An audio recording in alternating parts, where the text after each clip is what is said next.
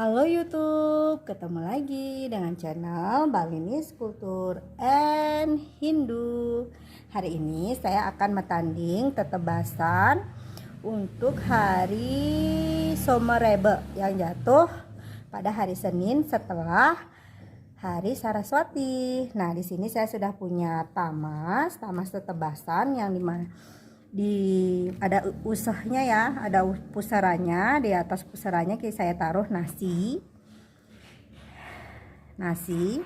Terus di sini ada garam. Nah, di sebelah kiri dan kanan itu ada beras sebagai dasarnya. Terus ada tape dan bantal tape nih. Di sebelah kanannya juga ada bantal tape, di sebelah kiri ada bantal tape. Di bawah bantal tape di sebelah kiri ini ada porosan. Kemudian ada seiris pisang dan benang tetebus. Nah, di sini di atas bantal tape saya akan taruh pisang 2 pasang. Kemudian ada buah. Kemudian ada jajan. Sudah di bagian atasnya nih, sekarang di bagian bawahnya. Nah, sebelah kanan bawah pisang niki ada. Nah, di sini ini ada penyeneng yang langsung saya ikatkan dengan tamasnya biar enggak jatuh.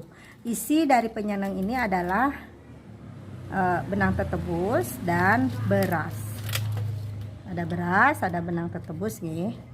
Terus di bawahnya niki medaging kuangen kecil-kecil sebanyak 5 buah. 1 2 3 4 5. Terus di atas kuangen niki selemi. Terus wonten tumpeng kuning dan baja ratus. Masing-masing tumpeng kuning dan baja ratusnya sebanyak 5.